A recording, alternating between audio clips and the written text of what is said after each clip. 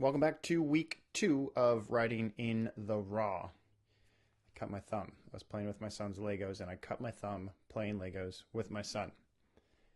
These are things that you shouldn't admit.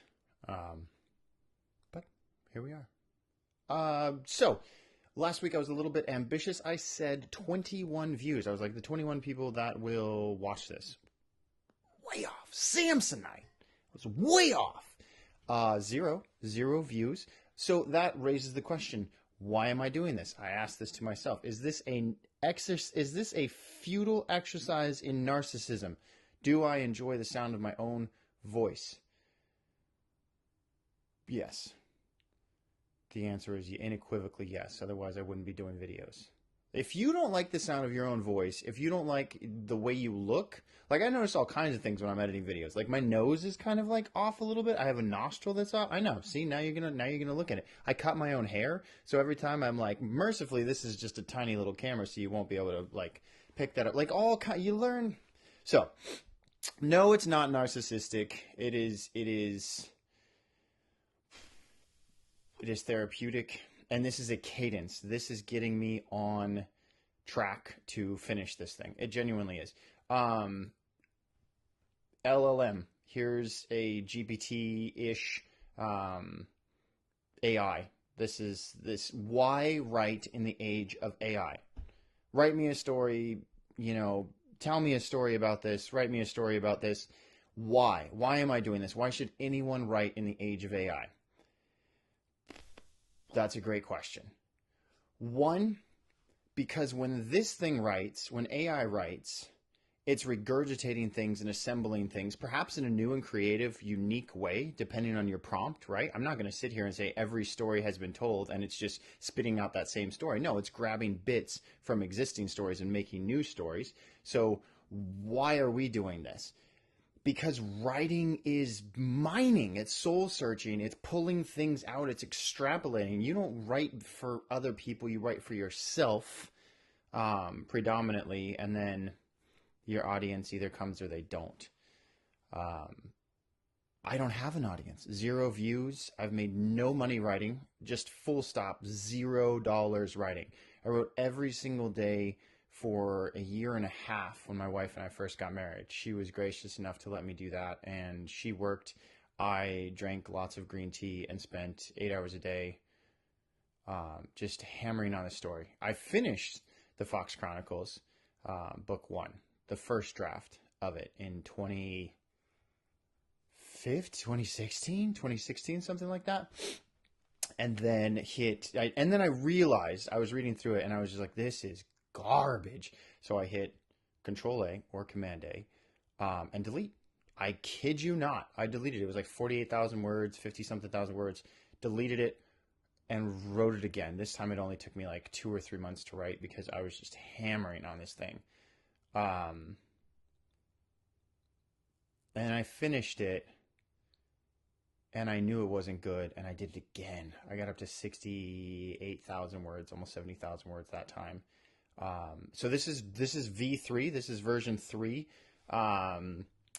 And it's completely changed. The characters have completely changed. The characters have stayed the same, but their motivations have changed. So I've spent a lot of time with these characters. Why do I do this? Because I'm going to sound like a crazy person, but I don't care because I think all creatives are a little bit bonkers. It's hard for a creative to exist in this world where everything is, you need money for this, you need to pay this bill, you need to show up, you need to be present, and your mind is constantly pulling you other places, is constantly imagining, constantly wants to exist in a place that does not exist.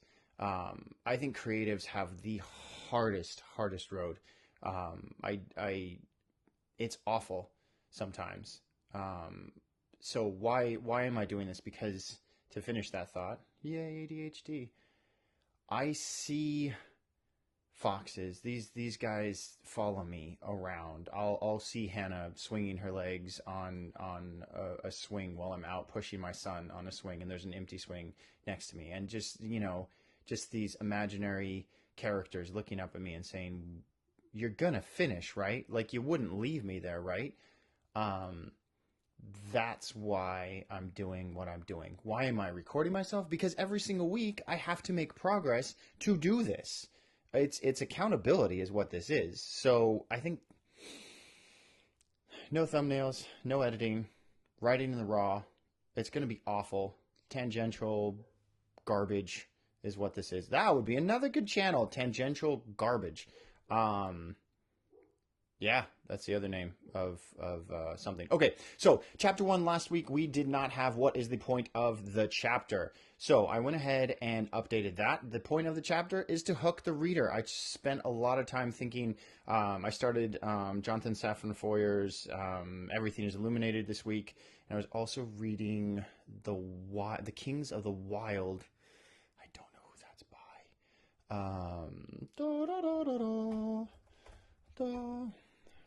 Kings of the Wild. Nicholas Eames. I'm kind of in the middle of it, and I don't know if I like it or not, so I'm not going to like recommend discover and read more. I don't know if I'm going to like it or not, but there it is. It is what it is. Anyway, I started both of those, and they both have really good hooks, and they both do great. So, point of this chapter, I think last time it started with things go wrong, Hannah thought, like the time she accidentally mixed up horse sale. All right, blah, blah, blah, garbage, right? So I left this up so I could delete it for everyone. Boom, done. And this is done. When I was in creative writing class in college a long time ago, there was a few things that stuck with me. So many things that stuck with me. There's some like, if you get into like memoir writing and you're reading memoirs, and in retrospect reading memoirs from 21-year-olds and 19-year-olds versus reading memoirs from 40-year-olds or whoever, different but equally as powerful. Remember, a memoir isn't telling your whole life story. That's a biography. Memoir is like those slivers of. But anyway, some of these kids, like, whoa. These adults had gone through some serious, so like, anyway, a lot of those stories stick with me, and I'll reference them in my mind, and I'm just like, dude, that poor kid, that was awful. Anyway, one of the big things to take out of that class was kill your babies. Do not be afraid to kill your babies. A lot of writers are like, oh, this is a really good thought, this is a really good thing, and I'll do this myself. Kill it. If it's not perfect, kill it. Get it out of there. Go. And I hate perfection, and I hate the word perfection, so I don't mean like write perfectly, write crap. But if something is niggly, if something's stuck and you're like, it's really good, I gotta fix it. If you're trying, that's a better way to say it. If you are trying to force something into a scene, into a page, into a character's motivation, get rid of it. Just get rid of it. It either happens naturally or it doesn't. Just get rid of it. It's just like, it's like a good relationship, right? It either happens or it doesn't. So that's my 2 cents on that. Okay, what is the point of the chapter? Hook the reader. Here we go. This is it, Hannah thought. The winning entry in crappiest day in the history of Foxkind. 11. That's fun. Don't know where that came from. Foxkind competition. The winning entry in crappiest day in the history of Foxkind competition. I like this hook. It's funny. You're in this character's head. You kind of want to know what's crappy about this. And I like it. I think it's okay. 21 people. I'm so optimistic. Let me know what you think in the comments below. What you change about that. I genuinely, this is a working thing. And my wife asked, she was like, so won't someone just like take all your words and publish a book? I'm like, if someone was to take my book and publish it, like, that would be awful. I would be gutted. But then the story would get out there, and this story will like, this is a good story. It's a good story. Anyway, that would be awful. Don't do that. Don't steal my work. Come on. GPT's here for that. You don't have to do that. The robots are doing that for us, okay? Be nice. Be good.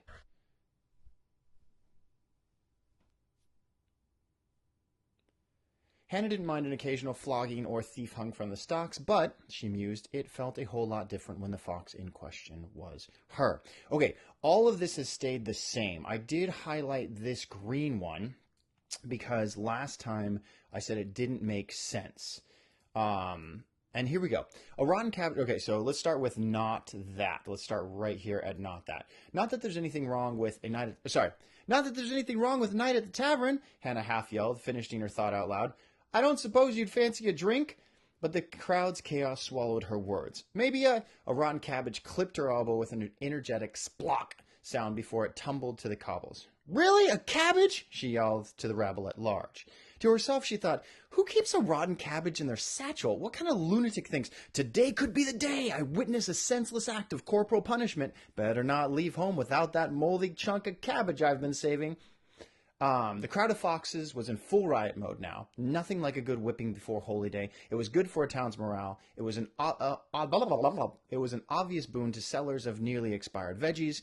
The focused hate really brought the animals together. And the focused hate, yes. This wire is in my way, but I don't want to touch that because then whatever. All right. Where am I?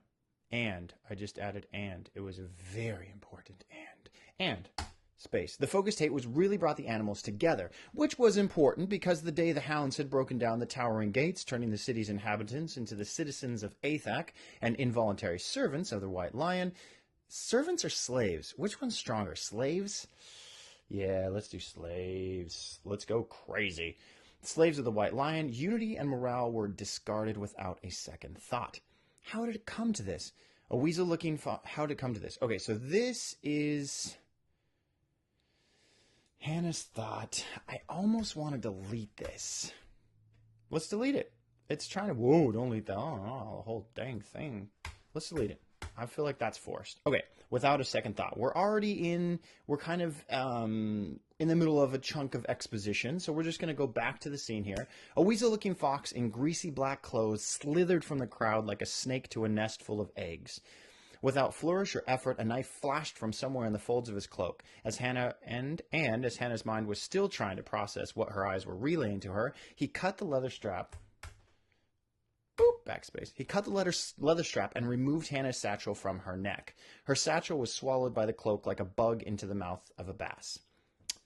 Hey, you beady-eyed little urchin, get back! Ploff! Another unidentified piece of food hit Hannah in the jaw with the subtlety of a tambourine in a temple, which is hilarious because if you've never been to a church service with a tambourine, it is awful. Like, I used to run sound, a long time ago. 20-ish? 20 years ago. And man, sometimes someone would one of the singers would be like, bring up the tambourine because we were doing craziness, and you had to tune the entire sound to the tambourine. It was like, cheese grater right in the ear.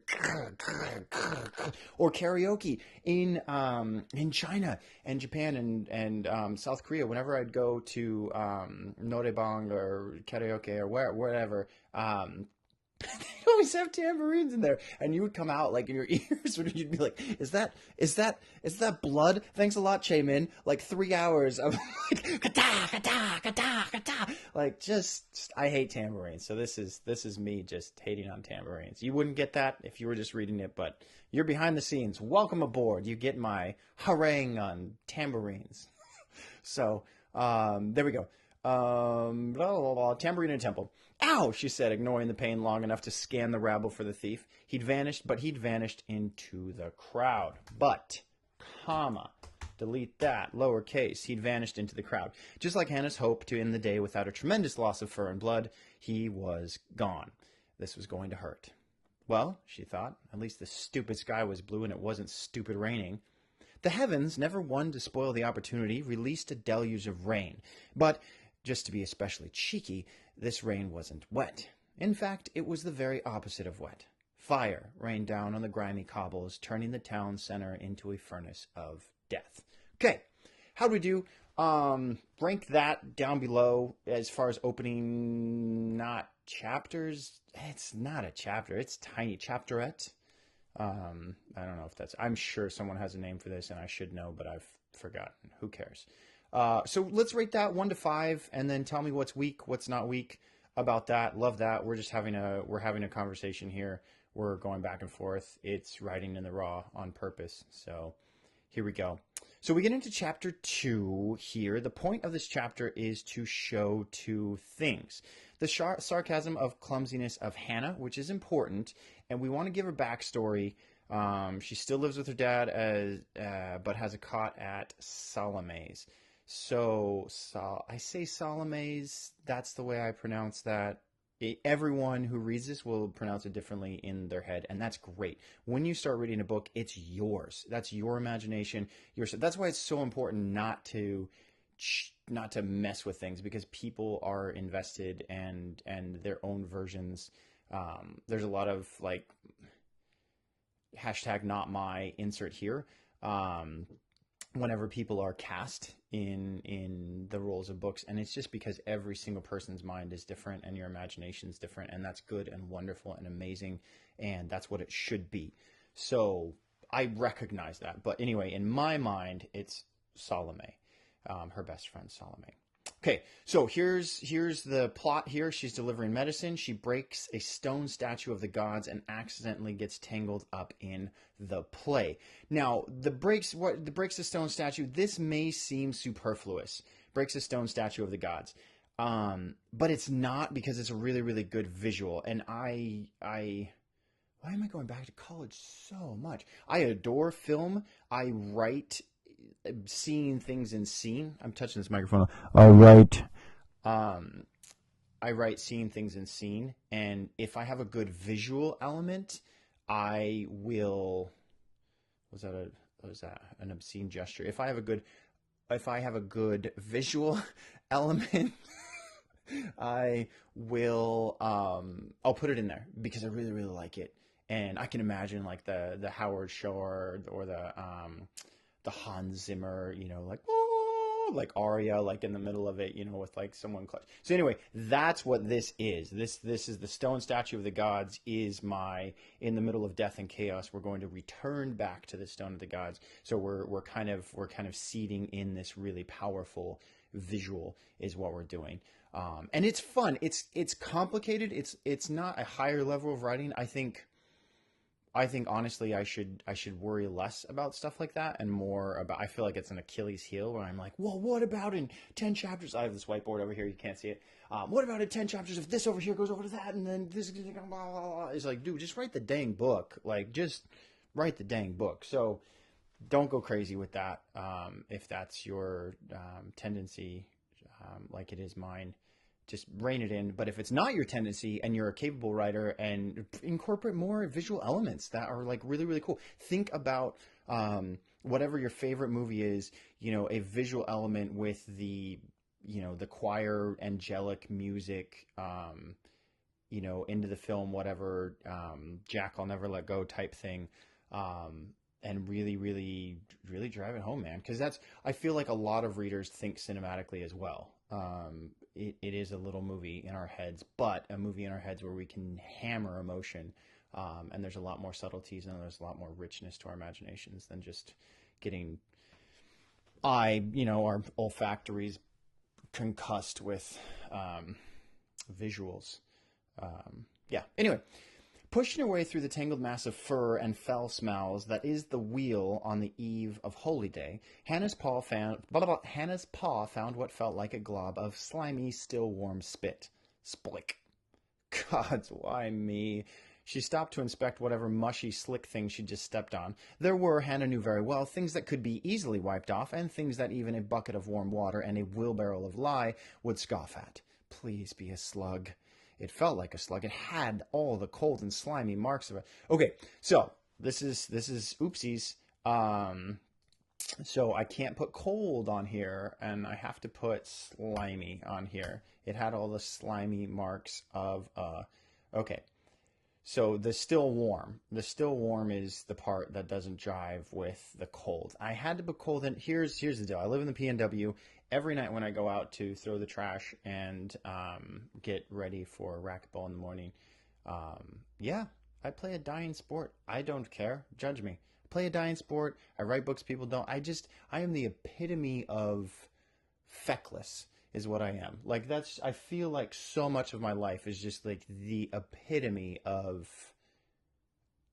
like whatever. I love my dying sport. Thank you very much. I have lots of fun with racquetball. And if you're ever in the PNW, hit me up because I will play. I'll probably lose to you, but who cares? I have fun anyway. Anyway, when I go outside to play racquetball, there's always slugs on the mat because it's warm from where the hot air comes out of the back. And I step on a slug probably 3 times a week, maybe 4. It's awful. And I'm always in bare feet because I don't like shoes. I just don't like shoes. If you know me, I don't like shoes. Not a fan. I'm either in flip-flops or I'm in trouble or I'm forced to put prisons on my feet. So anyway, I know this feel. The reason why I want this scene in here is because I step on slugs 3 times a week. So bleh. There you go. Watch it, a fox grumbled as he pushed past her. In this instance, past her was defined as him slowing down just enough to throw a shoulder into her. I think I said slowing down, but I think that's just me reading it out loud. I think reading, you'd say past her was defined as him slowing just enough to throw a shoulder into her. Ironically, Hannah mused, or perhaps appropriately, Holyday always seemed to bring out the nasty in the foxes of Snowball. Thanks for the shove, Hannah yelled after the fox as it lumbered through the cloud. Tell your wife she snagged a real hero. Trying her best to mimic a flamingo who suddenly had the urge to dance, she hopped out of the filthy street and leaned in the relative safety of a moss-covered cottage. She scraped her paw against a less-used patch of cobbles. In an attempt to clean... What am I saying here? Do you get that she's trying to clean it or should I just say it? Attempt to clean. That's the other thing. Like, I grew up in the show don't tell era of literature, and I feel like that's handcuffed me in a few ways, but it's also enabled me in a few ways. Anyway, scraped your paw against a less used patch of cobbles in an attempt to clean. I'm just gonna leave it there. I think you know. Yeah, whatever. Let me know about that. I'm not 100% sold on that. I'm 20% sold on this sentence. Anyway, she scraped her paw against a less used patch of cobbles. The greenish-black cobbles were rumored to have actually been white at one time, but that was as likely as Hannah's aunt, I say aunt because I grew up in a Hispanic family where we say auntie or tia, so maybe aunt? Who knows? Hannah's aunt actually being nice, finishing her delivery in time to see the play at sundown, or her father staying sober enough to hold down a job for longer than a week. Still absently scraping her paw against the cobbles, Hannah considered her mission. Right, she thought. I don't know why she's suddenly gruff voice. Right, she thought. I've got to push my way through the town center, only mostly impossible on the eve of Holyday, get to the slum, Hannah searched her mind like a fox who's just lost their coin bag, find Burr Street and give What's-Her-Bucket the poultice for her injured kit. Then be back in time for Paz's play. Oh, I want to read this section, but I'm already 22 minutes in. Boo. I'm just going to stop here. I actually got to work through some of this week, and you guys are going to love Paz because I love Paz. Paz is inspired by Cyrano de Bergerac, one of my favorite plays of all time, one of my favorite books of all time. So if you've never read Cyrano, it's real stuff. Get off YouTube and start reading. Anyway, okay, that's it. We're going to stop here. I'm going to put a little note right here. Not a little note. What did we do last time? Green? Sure. Green. We'll start here. I guess I could do comments because this is Notion, and Notion is the best. Look at that. Ask AI right there. See? It's coming for all of us. Don't let the AI win. It's about excavating. You are excavating your soul. You are pulling out stories. You are a better person because you write. You're a better insert here. Husband, father, wife, girlfriend, whatever, daughter. You are a better person because you write. You just are. Unless you're just self-absorbed and obsessed and just churning up ugly things. But anyway, I'm going to think of a cool catchphrase, and I'm going to say it at the end of every time. Until next time, write in the raw,